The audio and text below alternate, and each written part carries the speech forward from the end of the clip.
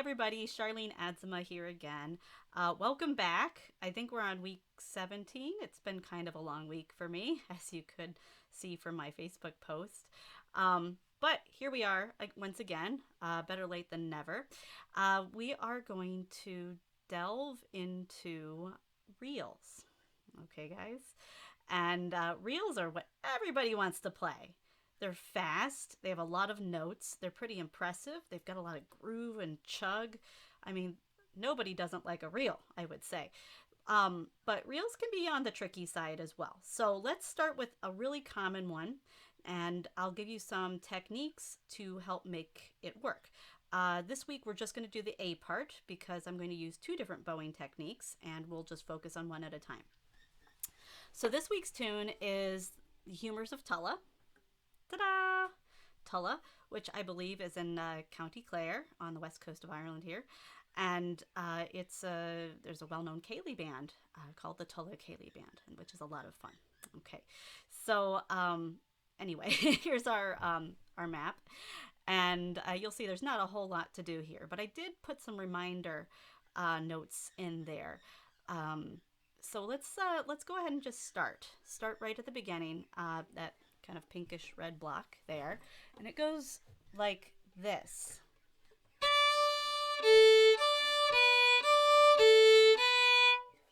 Now reels have a maximum of 8 eighth notes in each bar, so they're written either as 4/4 or, the way I prefer it, 2/2, because we count it as 1 and a 2 and a 1 and a 2 and a, you know.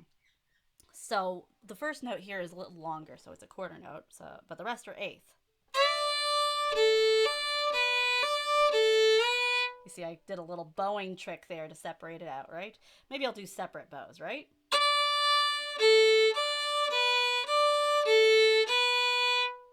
Cool. You'll notice we kind of do a little seesaw where we go back and forth with like one sort of drone note, if you like. That D, and we go to A. Back to the D, to a B now, back to the D, back to the A, and then kind of a note to get us out of there, the B, okay? That sort of motif is super popular in Irish music, and there's lots of different ways to deal with them. The good news here is it's not crossing strings, so there's not a whole lot to be concerned about with in terms of string crossing. We'll get to that later. Anyway, here's your notes again.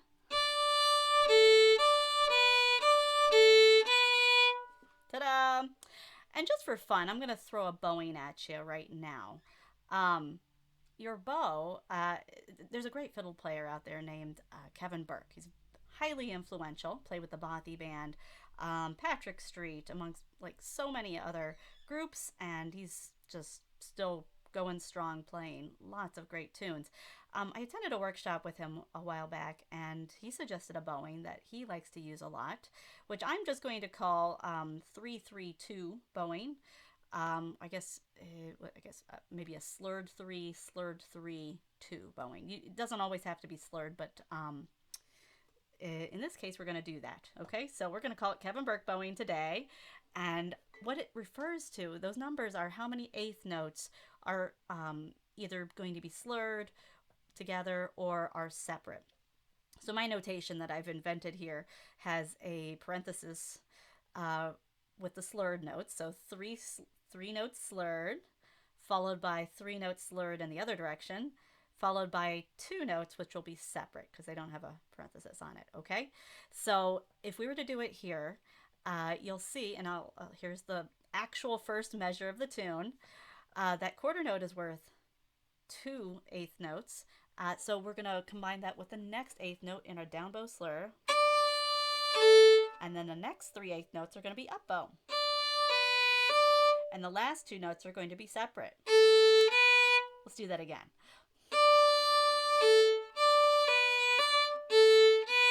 And again. Now, when you play reels, oftentimes you'll feel kind of a chug on that offbeat, and the offbeat here is on note 3. 1, 2, 3 of the first 4/8 notes there, right? And note 3 again on the second 4/8 note. So you can see here in this Kevin Burke style bowing situation here. So you'll notice that we can use our polka bow. You know, that accent in the last note, which gives us a nice little push there in that first set of 3 notes in that slur. And then that one doesn't need a polka bow. You'll see that we don't have any accents whatsoever to worry about. But naturally, you'll get a little accent just because you've changed bows. Right there. And then back up. Okay.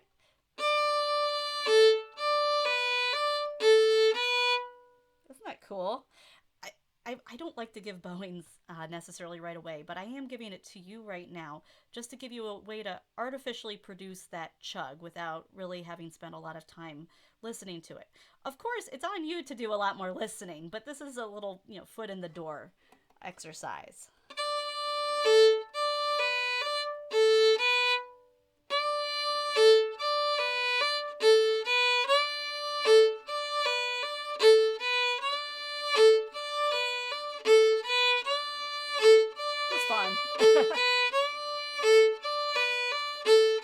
You know what? I think we need some more notes, don't you?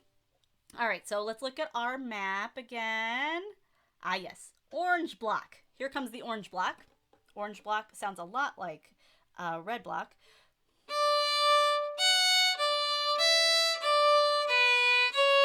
Oh, did you notice that motif is back?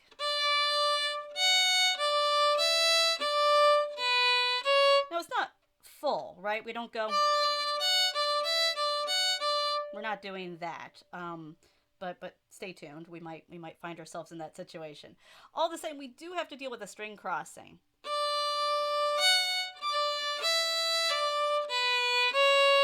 And I'll just keep it in your heads that we will deal with that string crossing in a bit. But in the meantime, just do it like you normally would. And we'll still use that Kevin Burke bow, right?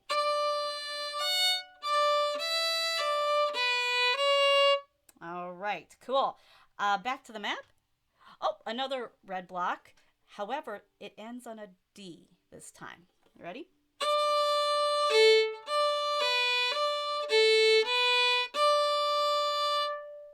Now, truth be told, you could do that in the first one too, but I kind of like the ending of the B to change things up a bit, okay? So the pink block with ending on D.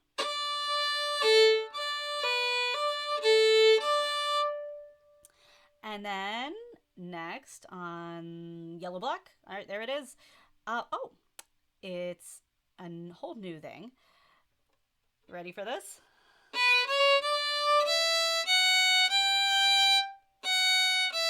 But there's a lot to unpack there, isn't there? Do you hear this?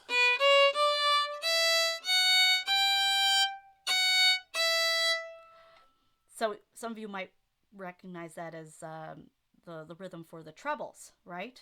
2/16 and an 1/8. And then let's see. Nice long quarter note there. And then some pickups to get us back into that A part. So here I'm going to just show you the bowing that I'm going to have you do. It follows the same rules, but in case you need some visuals to sort this out properly, ta-da! You'll see 2/16 equals an 1/8 note, followed by another 1/8 note, followed by a third 1/8 note, and they all are wrapped up in a pretty bow. And then we'll follow it up with an 1/8 note and a quarter note, and then 2 separate. So today we are not going to diverge from that particular bowing, okay? We're going to use this as an exercise to kind of get a basic bowing pattern together for this particular reel. It will not work on every single reel, but it does work on this A part okay. All right, so the whole first half of it, which is red block, orange block, red block ending on D, and then yellow block, and we're going to end on E. There's a reason for that. Repeat.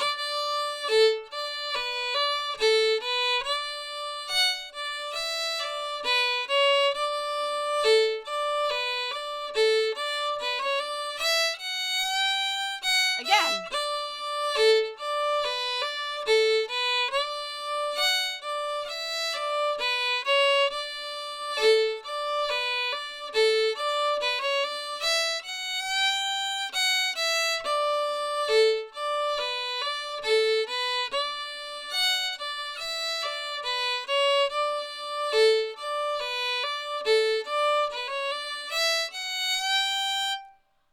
I'm going to stop there for a moment because if we look real quick back at our map, you'll see that the first line is practically identical to the second line, except that the second line's yellow ends on a G, so low 2 on the E string.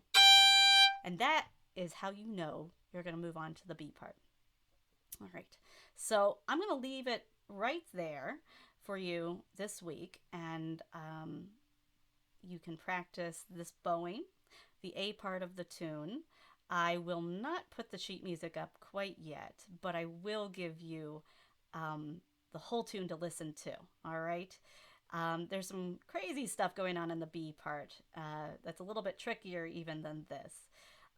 If you are a Suzuki kid, all right, and you've been in book 4, you'll be very excited about next week, I hope.